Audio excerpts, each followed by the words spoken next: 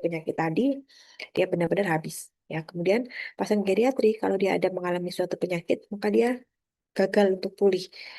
Susah sekali dia sembuh. Jadi misalkan contohnya COVID ya, kalau yang banyak meninggal pasien geriatri ya. Kalau dewasa usia muda mungkin 10-11 hari sudah sehat. Tapi kalau geriatri habis COVID, nah itu bisa 1 bulan, bisa 2 bulan baru pulih kembali karena ini. Orang geriatri punya sindrom gagal pulih atau failure to thrive. Terus pasien geriatri dia mengalami gangguan fase fungsional. Jadi yang tadinya bisa mandiri, bisa jalan, makan sendiri, kamar mandi sendiri, ini benar-benar tidak bisa. Ya karena meskipun ya kan pulih dari penyakit, tadinya sebelum sakit dia bisa kamar mandi sendiri, bisa makan sendiri, bisa pakai baju sendiri. Ya. Begitu dia sakit, sudah nggak bisa apa-apa. Ya, nggak bisa pakai baju, gitu. Harus dibantu. Nggak bisa kamar mandi sendiri, makan itu sulit lah itu ya. Jadi pasien geriatri bisa mengalami gangguan status fungsional karena penyakitnya akut. Itu terjadi karena fase penyembuhannya lebih lambat dibandingkan dengan pasien dewasa muda. Kemudian yang kedua, pada pasien geriatri, gejala dan tanda penyakit itu akan berubah. Pertama, kalau anamnesis agak sulit kita menganamnesis pasien geriatri karena kadang mereka mengungkapkannya tidak eksplisit, keluhannya tidak jelas. Kemudian pasiennya sering lupa. Kalau ditanya nyeri dadanya sejak kapan, itu lupa. Sudah makan atau belum, lupa gitu ya. Kemudian pemeriksaan itu sulit. Pasien geriatri nanti banyak yang tidak sadar atau gangguan pendengaran, gangguan bicara, itu kita lebih sulit menganamnesisnya. Kemudian kalau infeksi rata-rata pasien geriatri itu meskipun berat dia suhunya tidak meningkat secara signifikan, cuma demam-demam saja, cuma demam ringan gitu. Tapi nggak nafsu makan, nggak mau makan dan sebagainya itu sudah bisa merupakan tanda infeksi yang berat. Kalau masih muda biasanya kalau infeksi ya demamnya tinggi. Ya itu kan alarm simptomnya sih mudah untuk dikenali. Tapi kalau pasien geriatri kadang-kadang meskipun ada infeksi dia suhunya tidak meningkat. Terus antara satu gejala dengan gejala lain itu dia tumpang tindih gitu. Jadi kalau pasien dewasa muda nyeri dada, anginnya itu khas sekali. Nah, kalau pasien geriatri itu agak sulit. Mereka bahkan mengatakan kadang mual, kadang ampek gitu. Jadi gejalanya tidak jelas, tidak selalu mengungkapkan dia nyeri dada. Apalagi apabila ada poliformasi. Pasien-pasien geriatri yang mendapatkan beta blocker untuk obat antihipertensi itu keluhan kalau dia hipoglikemia jadi tidak jelas karena efek dari beta blockernya. Jadi gejala dan tanda penyakit itu akan berubah kalau pada pasien geriatrik. Dan yang kedua, pasien geriatrik rata-rata mengalami gangguan status nutrisi. Gangguan status nutrisinya ini ya kadang-kadang tidak terdeteksi secara dini karena rata-rata masyarakat umum mengatakan kalau orang tua kurus itu wajar, tapi padahal ada orang tua yang kurusnya tidak wajar, anemia, hipoalbumin dan sebagainya. Sehingga begitu terjadi kondisi keakutan sulit untuk kita tanggulangi secara bersama-sama ya. Dan status nutrisi itu sangat berpengaruh terhadap respon terapi dan penyembuhan apabila pasien tersebut sakit. Ini contohnya pasien geriatri mengalami malnutrisi seperti ini ya, kurus sekali, masa ototnya habis. Jadi cadangan lemaknya jelas sudah tidak ada. Lama-kelamaan masa ototnya habis. Kalau masa ototnya habis ya dia nanti sulit untuk bergerak. Mobilisasi susah, banyak berbaring. Kalau sudah banyak berbaring nanti muncul pneumonia, obstruksi dekubitus, kontraktur, dan sebagainya. Ya, ini contohnya. Kemudian bagaimana kita menilai? Nah, jadi untuk pasien geriatrik banyak yang kita nilai. Tadi kan kita aware akan status nutrisinya. Ini salah satu form untuk menilai bagaimana status nutrisi pada pasien geriatrik. Jadi pertama kita ukur indeks tubuhnya, tingkat lengan atasnya, tingkat betisnya, terus kemudian berat badannya turunnya dalam waktu 3 bulan terakhir itu berapa. Kemudian kita score ya. Apakah pasiennya bisa hidup bergantung atau hidup sendiri? Apakah dia mendapat dari penyakit akut dalam waktu 3 bulan? Bagaimana mobilitasnya? Apakah dia ada problem psikologis, ataukah ada nyeri tekan atau luka di kulit? Kemudian kita kemudian kita nilai juga berapa banyak makan yang dia makan setiap harinya. Asupan proteinnya masuk atau tidak. Terus apakah dia makan sayur atau buah-buahan ya. Kemudian selama 5 bulan terakhir, apakah nafsu makannya turun, apakah dia kehilangan nafsu makan, apakah dia tidak nafsu makan sama sekali. Cairan kita skor, pola makannya kita skor, kemudian bagaimana geriatri itu menilai dirinya sendiri, lalu kita bandingkan dengan orang lain dengan usia yang sama. Maksimal poinnya tadi skor MNA untuk menilai status gizi dia adalah 30 poin. Kalau dia kurang dari 17, maka dia malnutrisi. Kalau dia 17 sampai 23, maka berisiko malnutrisi. Kalau dia lebih dari 24, maka gizinya itu baik. Ya. Nah, ini tujuannya kita men-skor MNA itu pertama untuk menilai status gizi supaya bisa dilakukan intervensi gitu. Jadi yang pasien itu ketika jadi kondisi keakutan infeksi pada pneumonia atau ISK yang berat, nah dia sudah terlanjur malnutrisi sulit nanti respon terapinya itu lama sekali ya untuk bisa baik. Kemudian ini yang bahasa Inggrisnya sama dengan yang tadi prinsipnya ya. Jadi nanti kalau ada hari itu banyak sekali MNA anak-anak sendiri, dewasa sendiri kita untuk screening status nutrisi pada geriatri. Jadi masalah usia lanjut itu pertama bukan hanya masalah fisiknya saja, tapi dia juga ada masalah mental, problem psikologis, kemudian problem sosial, masalah lingkungan, dan obat atau salah perawatan. Jadi usia lanjut itu bisa terkena masalah psikologis, bisa terkena masalah dari sosial lingkungannya, atau efek samping dari obat perawatan yang dia terima. Jadi faktor yang pada seorang geriatri itu status fungsionalnya bilang daily of life quality-nya, jadi kualitas hidupnya pasien geriatri itu dipengaruhi oleh kondisi fisiknya, kemudian kondisi psikologisnya, dan kondisi sosial ekonominya. Nanti faktor ini mempengaruhi, sehingga kadang kita tidak cukup hanya memberikan terapi atau rehabilitasi pada fisiknya, tapi mendukung psikologisnya, ya, dan lalu melakukan edukasi supaya kondisi sosial ekonominya bisa teratasi. Sekarang nanti kalau geriatri kita mengenal ada yang namanya sindrom geriatri. Ini ujian sindrom geriatri. Jadi, sindrom itu ada bulan atau gejala klinis satu atau lebih yang sering dijumpai pada pasien geriatri. Kenapa kita bilang itu tata laksana? Kalau nanti kita temukan cari dan itu biasanya kita butuh kompresif geriatric assessment sama manajemen ya karena pasien geriatrik itu problemnya banyak gitu sehingga lebih dari satu bagian yang menangani bahkan kita butuh psikologi psikolog kadang-kadang butuh rohaniawan kadang-kadang butuh ahli gizi butuh perawat yang mungkin mendampingi di rumah gitu ya mungkin obat saja dari dokter nggak akan menyelesaikan masalah gitu ya. Tapi justru yang dibutuhkan itu giver gitu perawat gitu rohaniawan itu justru nanti akan memberikan dampak yang positif buat pasien geriatrik. Ini yang dimaksud dengan sindrom geriatri ada berapa ini? 14 sampai 15 satu ya. Jadi ada immobility, instability, inkontinensia, ya, intellectual impairment. Kita bilangnya 14 I. Sekarang ada 15 I ya. Insomnia dan sebagainya. Ini tuh bisa terjadi satu-satu tapi biasanya terjadinya bersamaan. Kemudian apabila sudah bisa kita identifikasi lalu kita cari penyebabnya itu apa lalu kemudian ditanggulangi. Contohnya ini imobilisasi. Imobilisasi bisa karena banyak hal, stroke paling banyak, atau dia trauma kemudian fraktur, ya, atau dia ya banyak ya penyakit kronis banyak sekali yang buat imobilisasi. CA kah atau eh, HIV kah atau ya banyak habis stroke rata-rata ya dia mengakibatkan imobilisasi. Nah kalau orang sudah imobilisasi nanti muncullah penyakit-penyakit yang lainnya. Dia infeksi tadi muncul I yang kedua infection. Kemudian muncul eh, apa itu? Eh, muncul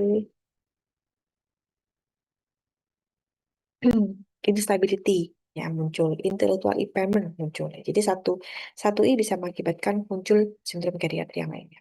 Ini akustik kubitus ini juga bagian dari problem yang muncul karena imobilisasi. Jadi muncul luka ya di bagian belakang di sini atau biasanya di tumit ya. Kalau kurus biasanya di tulang-tulang panggul muncul. Dia ini terjadi karena bed ulcer, luka tekan ya. Ulcer. Ya, karena pasiennya imobilisasi bedridden maka muncul akustik kubitus seperti ini. Ini bagus deh ini lukanya merah gitu ya. Biasanya nggak kayak gini gitu. Ini relatif baik gambar lukanya. Kemudian, nah kita eh, merawat jadi tujuannya supaya dia bisa mendapatkan aktivitas yang baik. Kalau geriatri rata-rata yang mereka butuh bantuan ya. Cuma harapannya pasien itu kalau sudah 80-90 tahun yang benar-benar mandiri itu kan jarang meskipun ada Beda itu jarang. Karena rata-rata butuh bantuan. Tapi sebenarnya kalau bantuan ringan itu ya wajar. Yang berat itu kalau dia harus ketergantungan sedang, berat, atau ketergantungan total. Gitu. Jadi kita skor, misalkan dia bisa mengendalikan rangsangan BAK-nya, bisa mengendalikan rangsangan BAB, bisa membersihkan diri, bisa makan, bisa transfer, transportasi pindah ya dari satu tempat ke tempat yang lain gitu. Bisa menggunakan pakaian, ya itu berarti dia ketergantungannya ringan gitu ya. Kalau mandi mungkin ditemani ya, tuh dan sebagainya. Cuma kalau dia ketergantungan berat, itu dia hanya bisa melakukan sedikit aja aktiviti daily living-nya. Berarti dia harus dibantu ya pasien seperti itu biasanya mudah sekali kena infeksi, mudah mudah sekali kena penyakit yang lain ya. Jadi harapannya perawatan pasien geriatrik itu mendapatkan geriatrik dengan aktiviti daily living yang mandiri atau ketergantungan ringan ya. Kemudian kalau tadi yang lain adalah instability ya banyak itu jatuh. Jatuh juga merupakan problem sendiri. Jatuh bisa gangguan keseimbangan, bisa gangguan lutut, habis operasi ya banyak penyebabnya sehingga pasien itu bisa jatuh. Kemudian depresi, nah pasien kita itu banyak yang depresi. Depresi karena mungkin mereka sudah tua, sering sakit-sakitan, bosan minum obat, bosan ke rumah sakit, gitu ya anak-anaknya jauh, gitu sehingga harus tinggal sama pembantu aja ya banyak, tidak punya penghasilan, gitu banyak penyebabnya ya. Dan depresi ini sebagian besar pasien geriatri yang harus menjalani perawatan yang lama gitu di rumah sakit itu biasanya hampir semuanya mengalami depresi. Bagaimana cara mengukur depresi dengan geriatric depression scale ini? Dia ditanyakan gitu. Kalau dia setiap skornya 5 sampai 9, maka kemungkinan besar depresi. Kalau dia skornya apa? Lebih dari 10, depresi 5 sampai 9, mungkin dia depresi. Kurang dari 5 maka dia normal. Ya. Kemudian demensia, lupa. Lupa eh, lupa itu ada yang lupa wajar ya, ada yang lupa wajar itu ya. Orang tua pasti sering lupa ya wajar. Nah, tapi ada juga yang tidak wajar itu misalkan dia lupa sudah makan atau belum gitu ya itu ya. Kemudian kalau pergi keluar rumah lupa jalan pulang lah itu kan yang berbahaya lupa sudah minum obat atau belum gitu ya. Nah, demensia itu datang dengan kondisi yang dengan jenis yang beragam. Ya kadang pasien juga lupa ini pagi siang atau malam gitu. Jadi macam-macam ya gejala klinis demensia pada geriatri itu ada yang karena psikologis, ada juga yang karena vaskular atau karena organik pada sistem saraf pusat. Kita melihat salah screeningnya gampang pakai MMSE, Mini Mental State Examination gitu ya. Jadi pasiennya disuruh menyebutkan ini hari apa, tanggal berapa gitu. Terus kemudian dia suruh menyebutkan 3 objek ya. Kemudian dia suruh mengkalkulasi, recall, ya kemudian menunjukkan beberapa benda gitu ya, menulis kalimat, menggambar dan sebagainya itu cara satu untuk menilai mini mental state. Ya, dari sini kita nanti menilai apakah itu uh, mengalami demensianya ringan, sedang atau berat. Ya. Kemudian urinary inkontinensia tidak bisa menahan urin itu juga problem bagi geriatri gitu ya, karena kadang-kadang juga mereka kalau harus memakai pampers itu malu gitu ya, atau uh, sulit buat sholat gitu misalkan. Tapi memang nanti dicari dulu penyebabnya. Kenapa kok pasien itu tidak bisa menahan pipisnya, urin incontinensia. Terus kemudian, nah masalah-masalah medis sindrom gerd ini terjadi karena tadi itu prinsipnya adalah ada perubahan komposisi tubuh dan fisik pada usia lanjut sehingga mengakibatkan permasalahan sindrom geriatrik ini. Sehingga kalau ada problem ini, kita lihat itu akan namanya kalau geriatrik itu frail, ya frail, rapuh. Kalau dia rapuh, dia rentan terhadap suatu penyakit yang bisa mengakibatkan kematian. Nah, jadi untuk menilai apakah seorang geriatrik punya sindrom geriatrik, kita perlu geriatric assessment. Jadi nilai bukan hanya fisiknya saja, tapi juga psikologisnya. Kita nilai activity daily living-nya, kita nilai status nutrisinya, ya. Lalu kita kaji biopsikososialnya. Ini bukan hanya dokter, biasanya kita butuh perawat, butuh gizi, ya, butuh rehabilitasi, butuh psikolog untuk bisa mengakses geriatric comprehensive assessment.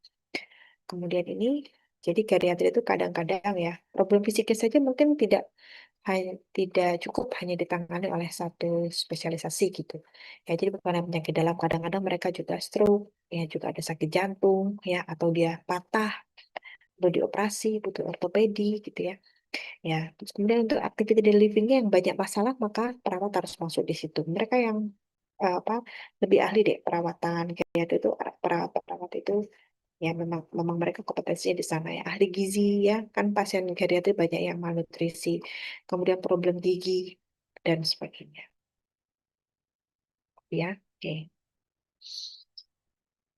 Sampai sini ada yang mau ditanyakan dulu? Ada, kita slide kedua. Tadi. Hmm.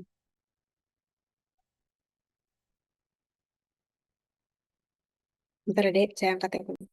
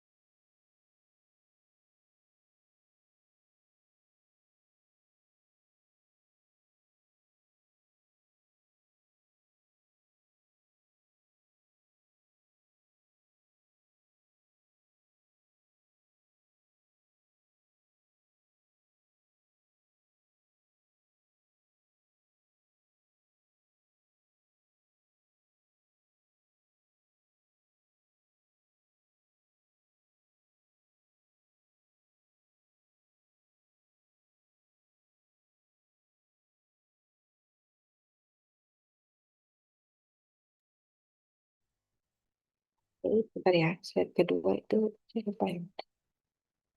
Oh, slide sih. Oh, ini.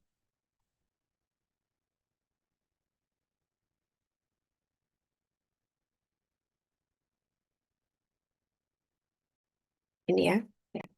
Sudah terlihat ini slide-nya? Sampun dokter. Hmm. Ya,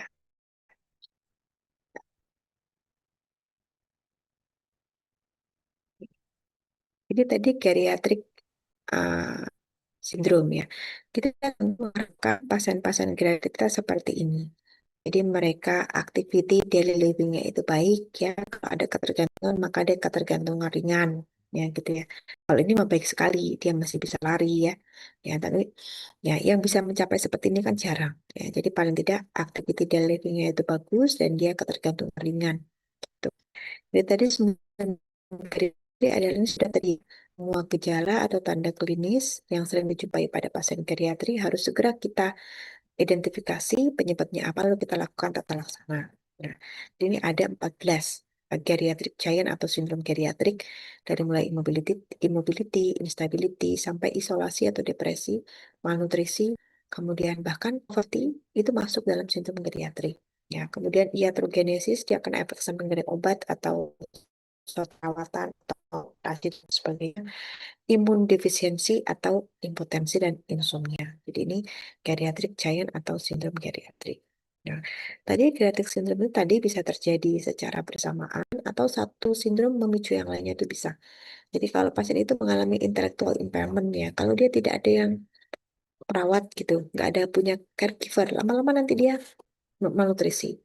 Lama-lama nanti dia inkontinensia, lama-lama dia nanti instability, kemudian jatuh.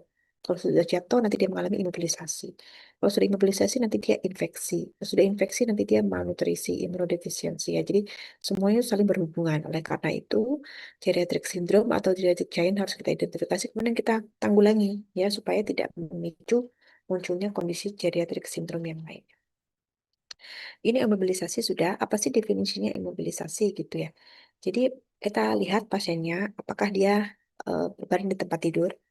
Ya, kemudian yang kedua, kalau dia tidak bisa menggerakkan tubuhnya dalam waktu 3 hari, jadi pasiennya tidak bergerak atau dia tidak baring 3 hari atau lebih, dan gerakan anatomisnya yang hilang akibat perubahan fungsi, maka itu kita bilang sebagai imobilisasi, gitu ya. Ya, dan yang kedua, ada nggak pasien itu yang imobilisasi ya, misalkan habis operasi ya, tapi kan habis operasi nggak bergerak bergeraknya pasti kurang dari 3 hari ya, ya setengah hari atau 1 hari itu belum termasuk imobilisasi. Tapi kalau ini dia nggak bisa bergerak atau tidak baring selama 3 hari sehingga gerakan anatomisnya hilang, maka itu disebut juga dengan imobilisasi. Contohnya seperti ini, jadi pasien itu stroke. Kalau pasien stroke memang nggak bisa bergerak, ya sehingga bagaimana caranya ya setelah 3 hari harus digerakkan ya fisioterapi ya fisioterapi supaya tidak terjadi komplikasi akibat imobilisasinya. Karena kalau bergerak sendiri ya mungkin tidak bisa. Nah ini salah satu efek samping efek di jangka panjang ya. Sebulan 2 bulan pasien itu nggak bergerak imobilisasi maka muncul ukus dikubitusnya. Apalagi kalau dia kurus tambah cepat ya muncul ukus dikubitusnya. Kemudian ini sebagian besar dari geriatri itu ya pertama dia akan mengalami apa itu gangguan nutrisi. Ya, jadi pasien geriatri itu pertama yang hidup mandiri itu hanya 2 sampai 10%.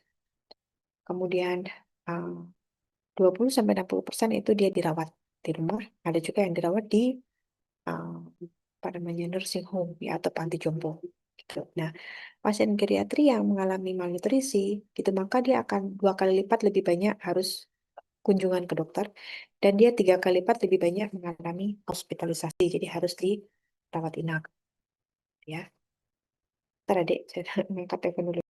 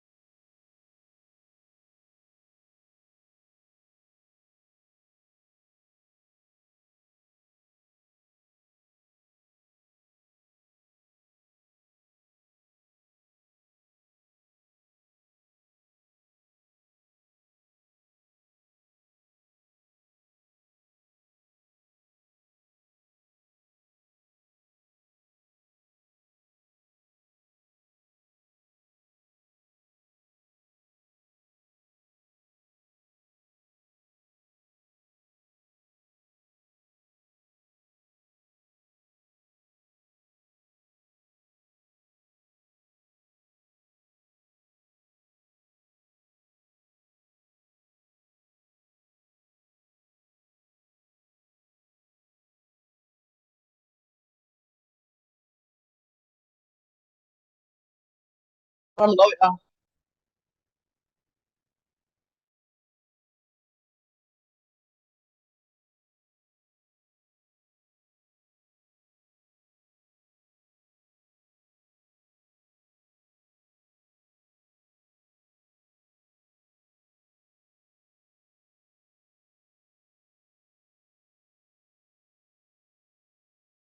Saya nggak tahu.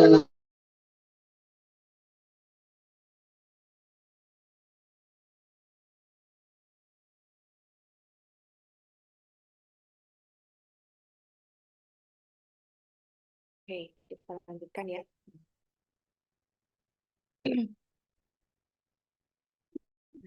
Kalau pasien itu nutrisi, maka dia 2 sampai 10 kali lipat lebih mudah untuk mengalami infeksi. Dan pasien yang lebih mudah mengalami infeksi, maka beberapa kali lipat lebih mudah untuk mengalami kematian karena infeksinya kalau dia ada malnutrisi. Terus pasien yang malnutrisi, dia akan kehilangan ke muscle strength-nya. Kemudian kalau dia ada luka, maka poor healing wound, sulit membuat sembuh, ya. Dan resiko kematian dan juga hospitalisasi untuk jadi kalau dia malnutrisi lebih besar dibandingkan dengan kalau dia obesitas, ya. Terus malnutrisi itu seperti apa namanya, lingkaran setan. Jadi artinya kalau kondisi malnutrisi, pas itu kondisi malnutrisi maka dia akan eh, apa depresi, ya, dia pasiennya apatis, dan orang malnutrisi itu akan kehilangan nafsu makannya gitu. Jadi orang malnutrisi malah cenderung sulit untuk makan, ya, poor appetite. Kalau dia semakin sulit untuk makan, maka dia akan semakin kehilangan kekuatan ototnya, dia akan reduce mobility-nya. Kalau dia mobilitasnya dia berkurang, maka kemampuan dia untuk mencari makan gitu atau bisa mengakses makan akan semakin berkurang, maka semakinlah dia malnutrisi. Ya, jadi malnutrisi memang harus ditanggulangi. Kalau nanti terjadi malnutrisi, maka nanti geriatric giant yang lainnya akan datang. Terus kemudian apa penyebab pasien geriatri itu dia kehilangan berat badan? Pertama, dia karena terlalu banyak obat-obatan. Jadi pasien itu minum obat yang banyak, akhirnya dia nggak bisa makan. Kemudian mereka depresi. Ya, depresi penyebabnya apa kehilangan masa, misalkan ya kehilangan penghasilan gitu. Anak-anaknya jauh, tidak terlalu memperhatikan bisa mengakibatkan depresi. Kemudian alkoholisme, ya. Kalau problem ini di Indonesia jarang, itu sering dari arti yang bisa makan karena alkohol. Kemudian dia paranoid, ya, sudah tidak mau hidup lagi, ya, depresi tadi. Kemudian atau dia kesulitan menelan. Jadi sebenarnya dia mau makan, tapi dia nggak bisa nelan, gitu. Nggak bisa nelan tuh karena problem mulut, problem gigi, lidah dan sebagainya. Atau dia nggak punya uang, bisa. Atau dia demensia, lupa kalau dia harus makan. Atau kondisi medis yang lain, hipertiroid, gitu. Atau ada gangguan malnutrisi, gitu. Atau dia ya banyak problemnya. Kenapa seorang geriatrik itu tidak bisa makan? Oleh karena itu, kita bukan hanya memberikan obat farmakologis gitu ya, tapi juga mencari penyebab pasiennya itu bisa mengalami weight loss itu apa, ya. Kalau misalkan problem itu tidak kita bisa tanggulangi sendiri, maka kita harus diskusikan sama caregivernya atau keluarganya supaya bisa menyelesaikan problem weight loss ini, ya, supaya terapi kita untuk peningkatan nutrisi ini bisa berhasil. Kemudian kalau faktor-faktor medis, kondisi-kondisi medis bisa mengakibatkan gangguan pola makan atau malnutrisi, banyak sakitnya kan, kanker.